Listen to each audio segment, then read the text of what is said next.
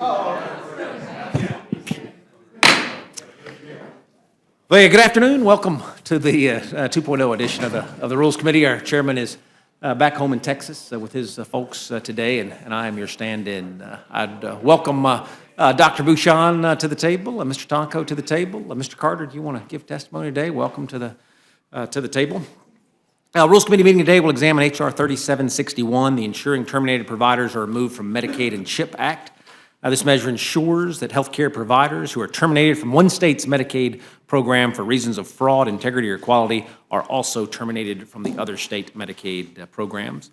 The measure also requires state Medicaid programs to provide a directory of physicians participating in the Medicaid program. The measure has garnered wide bipartisan support in the Energy and Commerce Committee, and I look forward to hearing more about this bill from the witnesses. With that, I would recognize my good friend from Florida, Mr. Hastings, for any opening statement he might have. Thank you very much, Mr. Chairman. I don't have an opening statement, but I'd just like a moment of personal privilege to welcome back to the Rules Committee one of my former staffers who worked with me here on the Rules Committee for more years than he and I like to remember. David Goldenberg is with me. He had the sense to move on out into the private field and make money. But welcome, David. Okay. Mr. Hastings, I'd ask you if his service with you were during the thick majority years or during the thin minority years. Served both of those. He's seen the gain and the pain. With that, I would recognize Dr. Bouchon, the bill sponsor. Anything you have in writing, you can submit for the record, and welcome your oral testimony. Thank you, Chairman. First of all, there's a manager's amendment, and it makes technical changes provided by CMS and adds a requirement for HHS OIG to evaluate federal and state implementation of these new requirements. The Ensuring Access to Quality Medicaid Providers Act encompasses two bills that both passed Energy and Commerce Committee by voice, H.R. 3716 and H.R. 3821. State Medicaid programs have been required since 2011 to terminate a provider's participation in Medicaid if that provider is terminated for reasons of fraud, integrity, or quality from another state Medicaid program. Despite this requirement, the HHS OIG found that continued participation from such providers in other states' Medicaid programs. It's still occurring. Specifically, they found that 12% of terminated providers were participating in their Medicaid programs as of January 1st, 2012, after the same provider was terminated for cause from another state Medicaid program. Further, 172 of 295 providers continued their participation in Medicaid as late as January of 2014, more than 2 years after they were terminated for cause from another state program. These Medicaid programs paid $7.4 million to 94 providers for services performed after each provider's termination for cause by the initial state. The OIG noted challenges faced by states in implementing this requirement, including the lack of a comprehensive centralized data source that identifies providers terminated for reasons of fraud, integrity, or quality, the lack of a uniform terminology in existing data sources regarding the reasons for provider terminations, challenges related to excluding providers participating in managed care since these providers may not be enrolled within the state Medicaid agency. H.R. 3716 remedies these OIG noted challenges. To help empower vulnerable beneficiaries with better information, H.R. 3821 requires state Medicaid programs that operate fee-for-service and or primary care case management programs to include a directory of physicians who served Medicaid patients in the prior year or on the Medicaid program's website. Congressional oversight has demonstrated the need for this policy change. In its recent testimony for the Energy and Commerce Committee, the Government Accountability Office identified access to care as one of the key issues facing the Medicaid program. GAO noted that maintaining and improving access to care is critical, ensuring that the program is effective for the individuals who rely on it.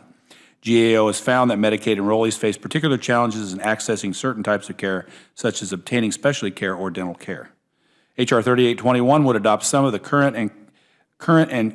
currently proposed requirements related to provider directories for Medicaid managed care plans and applies them to state Medicaid programs that serve Medicaid enrollees under FFS and PCCM, as I described before. The current package at Rules Committee print and bipartisan manager's amendment is a carefully negotiated bipartisan agreement between members on the committee and has moved through the Health Subcommittee and full committee, again, as I mentioned, by voice vote. Regular order is important so members have adequate time and opportunity to address the issues in each bill as it works its way through the process. We do not want to take on last-minute changes outside the scope of the agreement and believe moving forward here is important to be able to continue good bipartisan work in the Medicaid space. For that reason, I will oppose all amendments. I yield.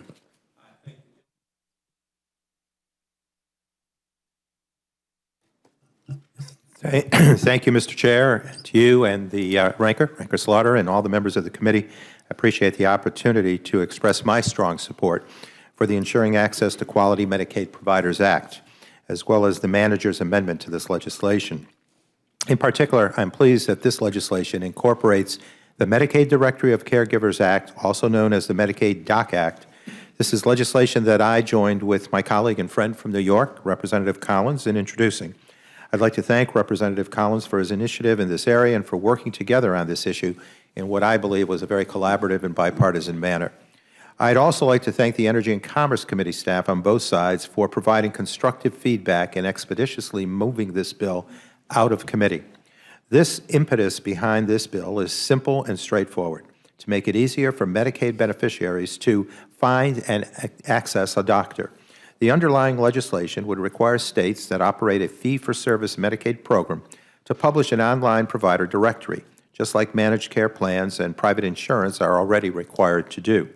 By creating a one-stop shop for Medicaid beneficiaries to find information on participating providers, this common-sense legislation will make it easier for individuals and families to access quality health care. The legislation details the minimum items that must be included in a provider directory, but also allows states to go beyond those elements if they choose to have higher standards. All consumers deserve to have access to a basic electronic provider directory to find the best physician for their purposes. The second component of the legislation under consideration would provide CMS with critical tools to keep patients safe, protect taxpayer dollars, and protect the integrity of our Medicaid program. This bipartisan bill, introduced by Representatives Bouchon, Welch, and Butterfield, implements previous OIG recommendations and builds on authorities originally authorized under the ACA. The ACA included a provision that prohibited disqualified providers from Medicare or one state Medicaid program from simply crossing state lines and receiving payments in another state's Medicaid program. The ACA provision has been hard to implement, however, because states don't have a consistent or standardized way of knowing when a specific provider has been terminated by Medicare or another state. All states are not currently required to report this information, and if it is reported, it is in many differing formats, limiting the data's usability. This legislation would require all states to report information on fraudulent providers to the Secretary for inclusion in a currently existing termination database that is accessible to all states. The legislation also requires the Secretary to develop uniform criteria for states to use when submitting information. The language would also require all providers in managed care to enroll with state Medicaid agencies so that states know all providers participating in the program. This legislation preserves all existing provider appeals processes and changes nothing regarding the underlying standard for fraud in this part of the program. In closing, I would urge the committee to make the manager's amendment to this legislation in order and reject any additional amendments to the bill. This is a very targeted policy that went through extensive review through regular order in the committee. The manager's amendment reflects the final iteration of that hard work. I do not support amendments to this legislation beyond the manager's amendment, which is germane to this legislation and reflects technical changes made by the committee. Any major policy changes like those proposed in many of these amendments must receive the same extensive review by the committee through regular order, especially given that the Medicaid program provides coverage for all of our nation's most vulnerable citizens. We're happy to work with members on these ideas through the committee process. And with that, I would be pleased to answer any questions that the committee might have. And thank you again. I thank the gentleman from New York, the only pharmacist in the United States Congress, the gentleman from Georgia. If you have a written statement, we'll absolutely make that a part of the record, but would welcome your oral testimony as well. Thank you, Mr. Chairman. Thank you for having me here today, Representative Slaughter and members of the committee. I'm here to speak in support of the H.R. 244, the MAC Transparency Act, that I believe is being offered as an amendment.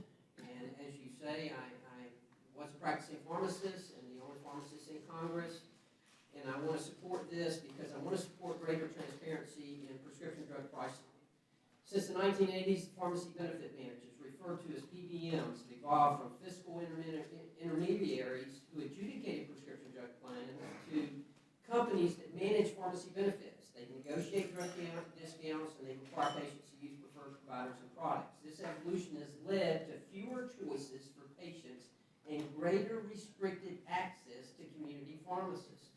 Two things that we have to have in healthcare in order for us to keep a good healthcare system in America is competition and transparency. PBMs have taken both of these out of the marketplace. I believe one key aspect to any fair and competitive market is transparency, and this is what this bill does. Without transparency, consumers are not able to evaluate products. They're not able to make informed choices or participate in the full range of services the market could offer. Pharmacists on a daily basis, help their customers navigate the pharmacy benefits, knowing that PBMs will not update their maximum allowable costs, max. What these are costs that the PBM set, that's the maximum amount you're going to get paid for that drug, regardless of how much you paid for it. That's all they're going to reimburse you for it. So they're controlling the reimbursement rates of pharmacists. With PBMs intentionally failing to update their reimbursement rates, pharmacists have no choice but to operate at a loss because the cost for the pharmacist to purchase the medication is higher than what the PBM's reimbursement rate is. That's right. We're having to sell the drugs for less than what we paid for it because the PBMs are not updating their MAC prices in a timely fashion. This is why Representative Collins' amendment is so important. This amendment brings transparency to a market that has grown out of control due to its lack of transparency and government oversight. By requiring PBMs to update their MAC price list once every 7 days, pharmacists and anyone else who is involved in the prescription drug market will have more accurate information on their reimbursement rates related to medication. I cannot stress the importance of government oversight that this amendment creates. No medical professional should be forced to work at a loss because another industry has run wild and does as they please. I urge the committee members to support this amendment, and I would be happy to answer any questions regarding the issue. Thank you, Mr. Chairman. I thank the gentleman from Georgia. I thank all of you for your testimony, and I would yield to the gentleman from Texas, Dr. Burgess, for any questions he might have.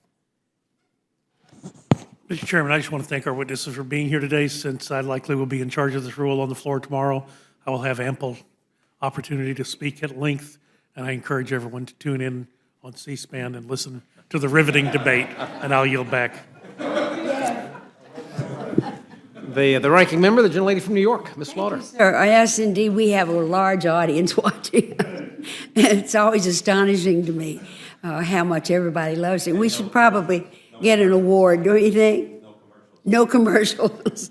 Well, sort of. I'm sorry, but I missed the first part of what you said, and I'm very interested in what you said.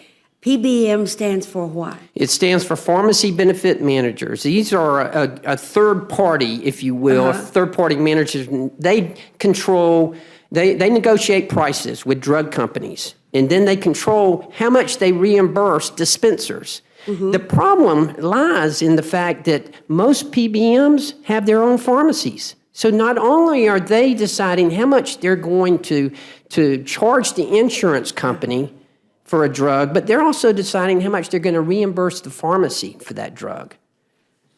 So just an example, when you've got a pharmacy such as CVS that owns an insurance company, a PBM such as Caremark, they can decide how much to charge the insurance company and how much to reimburse the pharmacy. And what happens, you remember a couple of weeks ago we had the hearing in the Oversight Committee with Turing Pharmaceuticals, Martin Scarelli, and PharmaBro, and then we had Valiant.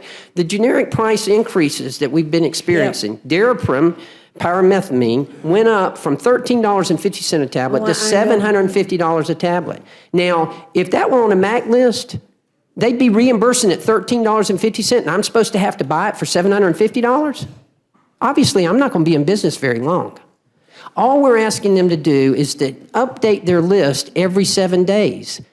You know, as a practicing pharmacy in Georgia, in order for us to report for the prescription drug monitoring program, We have to report every 7 days. For the pseudoephedrine, the Sudafed that's used in methamine and everything, that has to be real-time reporting. All we're asking them to do is every 7 days. Right. And that is the amendment you're supporting, Mr. Tom Combs. Yeah. Well, the agreement that we have with the two pieces of legislation, H.R. 3716 and 3821, have been negotiated at the Energy and Commerce Committee Right. in a bipartisan manner. And my concern is, even though the policy proposed in the amendment is good policy, we've talked about this, that in the context of this legislation, my concern would be is that it would disrupt a carefully negotiated bill, and we could lose the opportunity to make some substantial changes in the Medicaid program. All right. But you make some good points. I hope that we can talk about that at another time.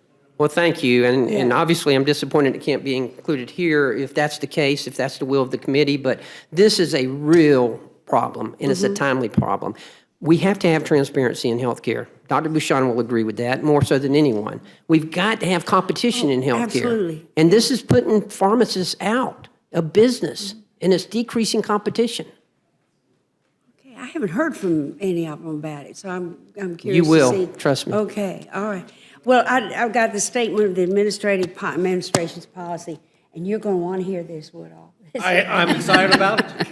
The administration supports the House passage of H.R. 3716 because it improves program integrity for Medicaid and the Children's Health Insurance Program.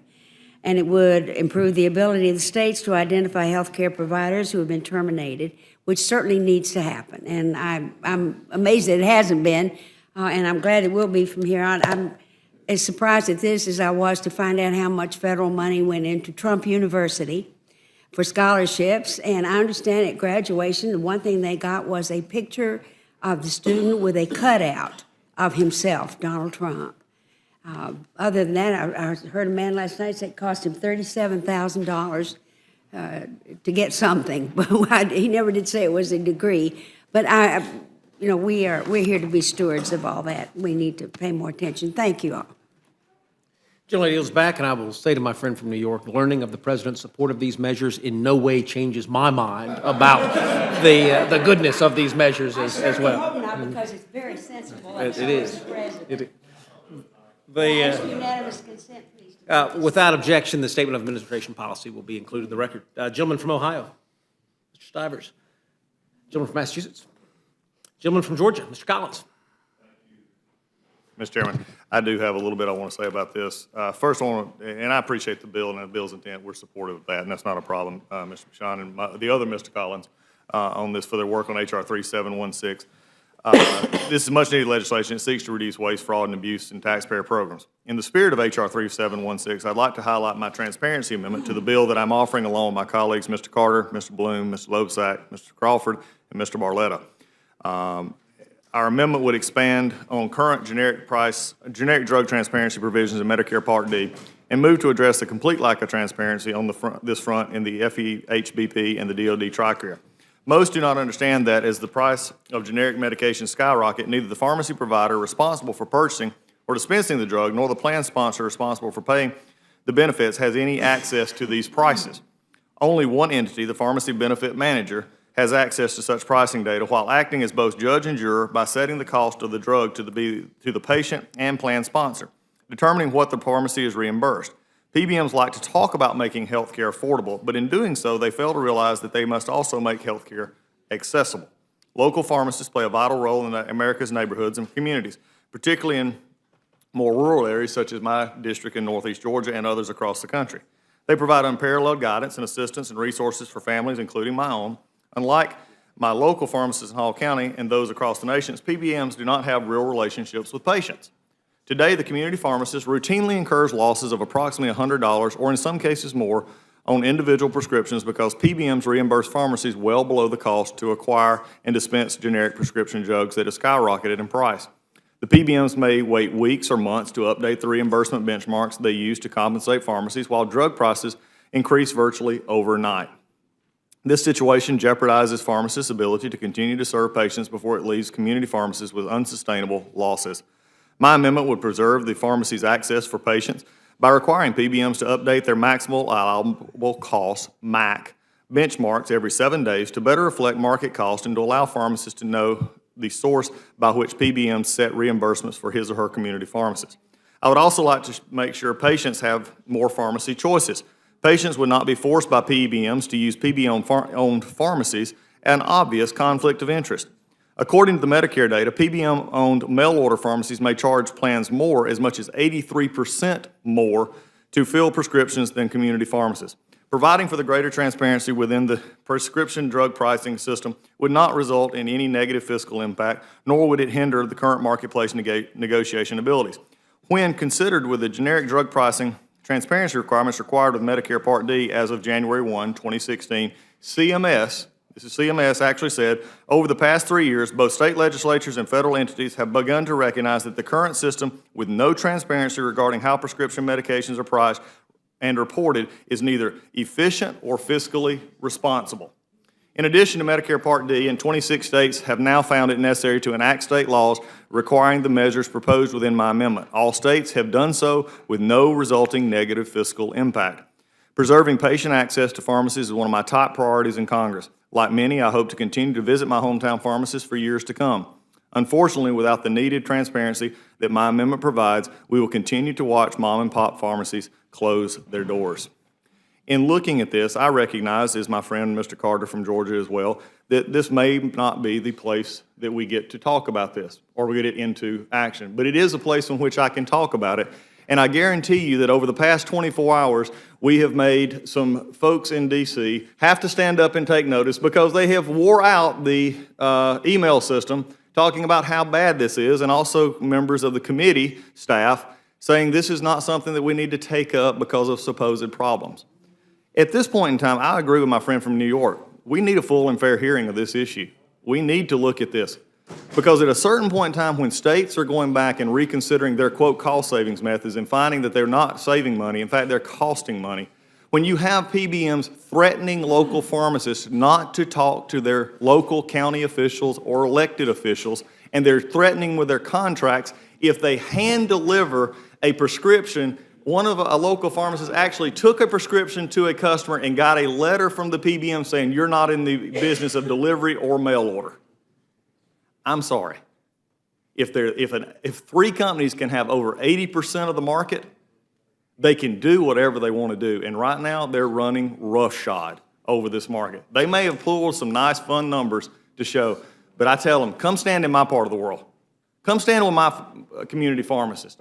When they can't even communicate and they get letters from their PBM saying, you will not talk about this, or we will have adverse effects to your contract. As I have said before, in other cases, the PBMs may be able to audit my friends in the independent pharmacy world. They cannot audit me, and they will not continue to do this. I will continue to push this as much as I possibly can. I do understand the considerations of committee at this point, but I think what we can do sometimes is maybe not move an amendment, but we can definitely talk about an issue. And believe me, this is one they didn't want to talk about this week, because when shined upon, when light is put on something, the disinfectant is strong. And in this case, this needs to be addressed. And my hope from my friends on the committee is that we will take this up. And with that, I look forward to H.R. 244. Any members who would like to be a part of that, that is a standalone bill that we're talking about. I appreciate Mr. Carter being here for his support. And with that, Mr. Chairman, I yield back. Gentleman yields back. Gentleman from Florida. Gentleman from Washington. I'd like to thank the good gentleman from Georgia. I'm not on the committee of jurisdiction of this issue, so I appreciate Mr. Tonko and Mr. Bouchon bringing this issue before us, not understanding prior to the introduction of this bill how far-reaching the problems we have in keeping integrity in the system and the efficiency of the Medicare and Medicaid programs, which is very important to my constituents. I know everybody else's, so appreciate your effort to bring that accountability. As far as the issue with the prescription system that we have, good gentleman from Georgia, I think, points out a very legitimate problem that we should be addressing, if not in this bill, at some time in the near future. And I would certainly support any effort that we could put forth that would keep pharmacists around the country competitive and in business to serve our constituents. So with that, just appreciate the good work that everyone's done here and look forward to seeing this thing move through favorably. So thank you, Mr. Chairman. Gentleman yields back. The last word goes to the gentleman from Colorado. The last word goes to me. The reminder here is what great work our independent inspector generals do, not on behalf of Republicans or Democrats, but on behalf of good public policy, inspector generals and GAO, and it means a lot to see folks work those recommendations through the system. With that, this panel is concluded, and we appreciate your testimony. Please leave anything you have in writing for our stenographer, and we'll make sure that ends up in the record. Are there any other members who wish to testify? Seeing none, we have now completed our hearing on H.R. 3716. The chair will be in receipt of a motion from the gentleman from Texas, Dr. Burgess. Mr. Chairman, I move the committee grant H.R. 3716. The ensuring terminated providers are removed from Medicaid and CHIP Act, a structured rule. The rule provides 1 hour general debate, equally divided and controlled by the chair and the ranking minority member of the Committee on Energy and Commerce. The rule waives all points of order against consideration of the bill. The rule makes in order as original text for the purpose of an amendment in the nature of a substitute, consisting of the text of the Rules Committee print 114-45, and provides that it shall be considered as read. The rule waives all points of order against that amendment in the nature of a substitute. The rule makes in order only those further amendments printed in the Rules Committee report. Each such amendment may be offered only in the order printed in the report, may be offered only by a member designated in the report, shall be considered as read, shall be debatable for the time specified in the report, equally divided and controlled by a proponent and an opponent of the that shall not be subject to amendment and shall not be subject to a demand for division of the question. The rule waives all points of order against the amendments printed in this report. Finally, the rule provides one motion to recommit with or without instructions. Mr. Chairman, I'm further advised that we will be tomorrow at 3 p.m. on the Blocking the Regulatory Interference in Closing Kilns Act. I would also point out that the rule provides for consideration of the bill under the structured process. It makes an order 4 amendments, 1 Republican-managed amendments, 3 Democrat amendments. Most of the other amendments were either not made in order because they were not germane or had budget issues. This is a straightforward rule, and I urge members to support it. Yield back. You have heard the motion from the gentleman from Texas. Is there any discussion? I believe not. The- I do have something I need to say, not necessarily related to this bill, because I think we're all in agreement that on this bill. But we do know that the Budget Act says that we have to pass a budget before we can start spending money. And I know full well you can do a waiver and we can get all that done, but we're all very curious to know, because we can't help that on a day when we meet and do 2 post office namings and this bill that could have been a suspension bill because everybody seems to love it. When in the world are we going to have a budget and really get back to the issues? Jackson, Mississippi has now joined Flint, Michigan as not being able to drink the water. Hoosick Falls, New York cannot drink their water because of Teflon. And we've really got to address some of the issues in the country, and naming post offices just won't get us by that. So do you have any we don't know, if you have any information you could impart to us about when we're going to see a budget, we would be very grateful. Because we feel a little awkward, passing bills to raise money here when we know we haven't done the budget. If the Or to spend money, I'm sorry, not to raise it. If the Correct. gentlelady did not have any, this is under the discussion on the amendment. I'll tell you, as a member of the Budget Committee, we've been working nonstop on a budget. We're still on track to produce one of the earliest budgets in the history of this institution. So I tell you, When will that be? When will the earliest budget in the history of the institution? Do you have a deadline for you there? Be? We've not dotted all the I's and crossed all the T's, but I can tell you I'm pretty proud of where we are. But I'll tell Is you, it bipartisan?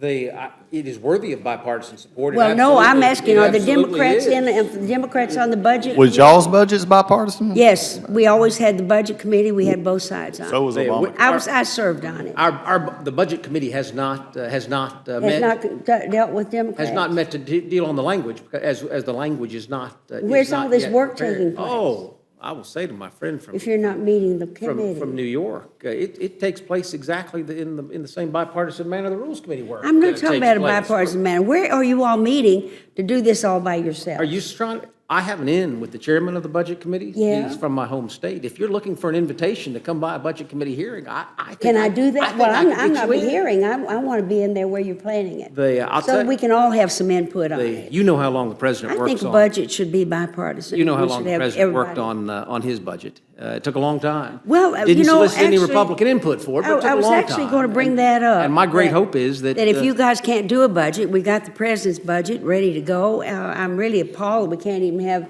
the budget director, Sean Donovan, up here to discuss it. That's new to me. I will But commit to my friend- you can always take up that budget if you can't do one. I commit to my friend from New York that if she offers the president's budget as an amendment to the budget that my budget committee reports out, I will absolutely support her on making that amendment in order. When budgets come up, that just may happen. I just don't know. I But think the that fact seems fair. you got one, if I were you, I'd look at it pretty closely. But I think that you owe the president the respect of at least letting the budget director come up and discuss it with you.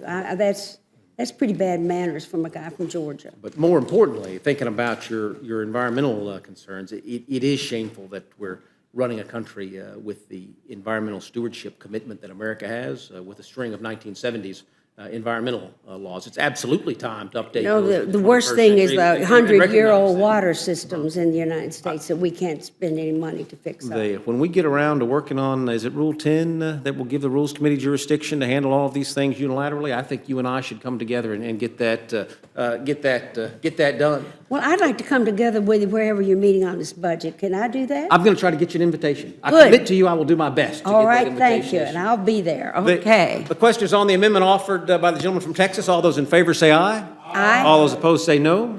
Opinion of the chair, the ayes have it. Mr. amendment, Hastings for the minority. The amendment the motion is agreed to.